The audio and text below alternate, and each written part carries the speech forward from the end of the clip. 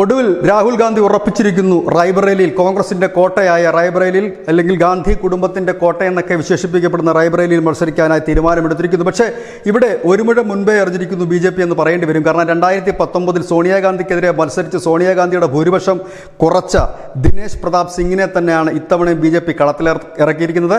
ദിനേശ് പ്രതാപ് സിംഗ് നിലവിൽ യോഗി ആദിത്യനാഥ് സർക്കാരിലെ മന്ത്രി കൂടിയാണ്. ഇദ്ദേഹം 2019 ഇതിന് മുൻപ് ന്യൂസ് ഇന്ത്യ മലയാളം ഇദ്ദേഹത്തെക്കുറിച്ച് മാത്രം ഒരു വാർത്ത ചെയ്തിരുന്നു. 2019 സോണിയാഗാന്ധിക്കെതിരെ മത്സരിച്ച് പരാജയപ്പെട്ടതിന് ശേഷം ഈ മണ്ഡലം മാത്രം കേന്ദ്രീകരിച്ചാണ് കഴിഞ്ഞ 5 വർഷവുമായി ഈ ദിനേശ് പ്രതാപ് സിംഗ് മത്സരിക്കുന്നത്. അന്ന് ഞങ്ങൾ പറഞ്ഞിരുന്നു, സ്മൃതി ഇറാനി എങ്ങനെയാണോ അമേഠിയിൽ നിന്ന് രാഹുൽ ഗാന്ധിയെ കെട്ടുകെട്ടിച്ചത്, അതേ മാതൃകയിൽ 2019 മുതൽ ഇവിടെ പ്രവർത്തിക്കുന്ന ഒരു ജനകീയനായ നേതാവ് തന്നെയാണ് ദിനേശ് പ്രതാപ് സിംഗ്. ഇദ്ദേഹം മന്ത്രി കൂടിയാണ്. ആ സ്വാധീനം കൂടി ഇല്ലെങ്കിൽ അവിടുത്തെ വികസനം കൂടി ഈ റായ്ബറേലി മണ്ഡലത്തിൽ അദ്ദേഹം ചെയ്ത് മുൻപോട്ട് പോകുന്നുണ്ട്.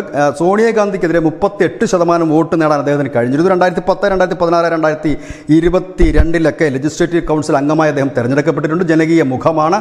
ഏതായാലും ഇത്തവണ അവിടെ മത്സരിച്ചാൽ പരാജയപ്പെടും എന്നുള്ള ഒരു റിപ്പോർട്ടിൻ്റെ അടിസ്ഥാനത്തിലായിരുന്നു സോണിയാഗാന്ധി റായ്ബറേലിയിലേക്ക് മാറിയത്. രാഹുൽ ഗാന്ധി എന്തായാലും ജയിക്കാൻ വേണ്ടിയിട്ടല്ല അവിടെ മത്സരിക്കുന്നത് എന്ന് തോന്നേണ്ടി വരും. കാരണം UP-യിൽ മത്സരിച്ചില്ല എങ്കിൽ ഇന്ത്യയുടെ ഹൃദയഭൂമിയിൽ കോൺഗ്രസ് ഇല്ലാതായി പോകും, ഇല്ലെങ്കിൽ കോൺഗ്രസിന് ശക്തി ഇല്ലാതാകും എന്ന് അവരുടെ ഘടകകക്ഷികൾ ഉൾപ്പെടെ പറഞ്ഞതിൻ്റെ പശ്ചാത്തലത്തിലാണ് എന്നൊക്കെ വാർത്തകൾ വരുന്നുണ്ട്. ഏതായാലും വയനാടിന് പുറമെ റായ്ബറേലിയിൽ കൂടി രാഹുൽ ഗാന്ധി മത്സരിക്കുകയാണ്.